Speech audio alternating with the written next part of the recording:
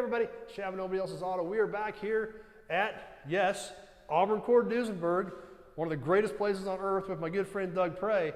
But you probably wonder where we're at because, Doug, this does not look like an Auburn, a Cord, or a Duesenberg.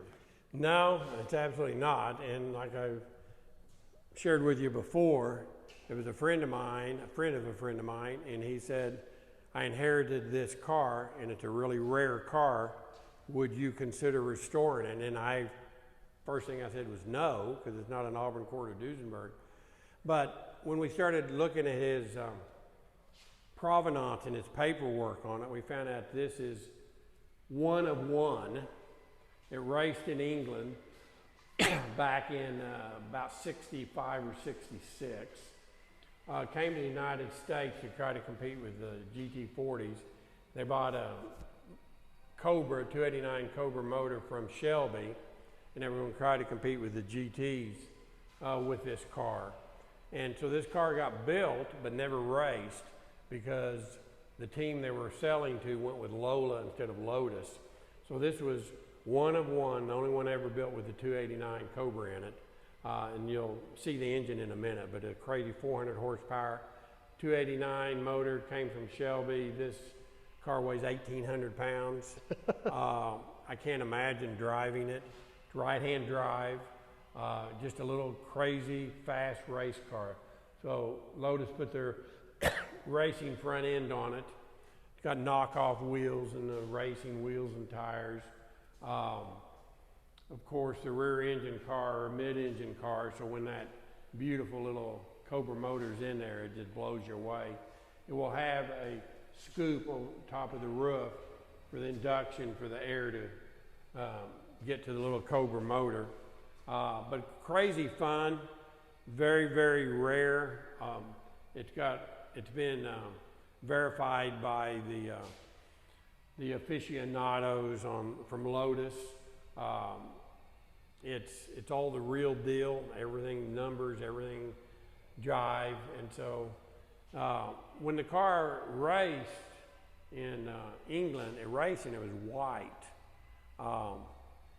When they came to the United States, the car they found out was originally born red, was painted white to race, and then they went back to the Ford red with the little Cobra motor in it. So it could have been white, could have been red. It was both colors. But since it's got a Ford in it now instead of the Cosworth, we figured that the Ford red that it was born with is the perfect color for it. So it was kind of fun when they brought it in here. I said, well, get the floor jacks and jack it up. And they just all grabbed a corner and lifted it and put it up on the stand. They didn't even need a jack. I mean, that's a lot of little race car. And you see how small it is. But again, I don't know all the history and all the details. All that is being done. I think they're even making a little movie, a documentary about it because it's such a rare car. It's going to go to the big Lotus event. I think that is in October. And it's going to go there to be shown off for the first time, its first show. What was kind of talked us into doing it, when he came out and we saw all his provenance and how rare it was, and we called our lead tech into the office and said, well, what do you think? You know, it's not an Auburn Cord Duesenberg. And he goes, you guys don't know this about me, but in the old days, I was a Lotus guy. He said, I know everything there is to know about Lotuses. I said, do you want to do it? And he goes, oh, absolutely, he wanted to do it. So something different and unique. Then our engine technician that built the engine, we went and talked to him about building the engine. He goes, when he was a teenager first starting off in the car business, that this car was in Tulsa, and at the shop he was at, this car was there. So I had two guys, one guy's a Lotus expert, the other guy that actually knew the car back in the 60s. And he since had built the engine on it. So the engine is built, ready to drop in. We're working on all the suspension and everything right now. Of course, the interior will be just real minimal. Real basic. Yeah, for racing. But from your understanding, from the provenance that they have, and obviously I understand you haven't studied this all, but they said this was a factory Lotus race car. This factory Lotus race car, and it was the first of 5. And supposedly 2 got totaled, and 3 exist, but this is the only one with the Cobra I see. Cobra Because this engine. was, from your understanding, raced with a Cosworth engine, And won, and we've got record of that. and then was shipped to the United States. Right, and they wanted to And to be compete. competitive here, they wanted Yeah, the Ford Cosworth power. wasn't competitive, and so they thought, well, then we know Cobra Motive's competitive, and it's a small motor, I mean, a little 289, but it's producing 400 horsepower, and it's a little 1,800-pound car. So kind of the same formula that Shelby started with the AC body for the Cobra, a small, light European body. They wanted to repower it with Ford. Right. So this is, and so from what I understand, I'm not a Lotus guy, but the front end was changed to the racing front end, so that wouldn't be the standard front end. There's a little bit of change to the back. I'm not sure what they did there. But you can see it's going to be a gorgeous car. I think it gets on it's going to get its number on the side of the door. Oh, just like when it was competing. Right, and so it'll have a racing number on it. But it's actually a gorgeous little car. I mean, I love the front end. The Lotus rear end isn't as cool looking as the Ford GTs, but not bad. And it's still very unique. Yeah, and it's certainly unique. Well, we've seen this part of it, and you've got the heartbeat for it over on your engine side over Well, there. when this car is shown, it's going to be open showing off that engine. Yeah, we have. Because that's what everybody's going to gravitate towards, that beautiful little Cobra motor.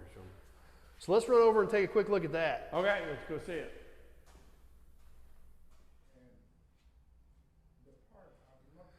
Well, Doug, we're over here in your engine area. Obviously, we see a lot of these amazing Lycomings, but we've also got the heartbeat to that little Lotus right here. Yeah, can you believe that little Lotus? Now these engines, like home engines, go in great big cars, and they're a little engine and a big car. This is a big engine and a little car.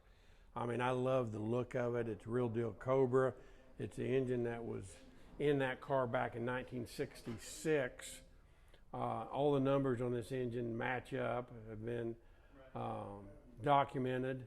The engine's built. It's been on the test stand and it runs. The engine came to us with the car just in a box of parts. We're not going to go into it and over detail it. We're going to make it the way it would have been when they were racing it. It's just a race engine. It's really cool looking like it is, but we're not going to go in and chrome stuff that wasn't chromed or Right. Try to overdo the look. But it is such an incredible look, and the speed, 400 horsepower and an 1,800 pound car. Was the exhaust still with it?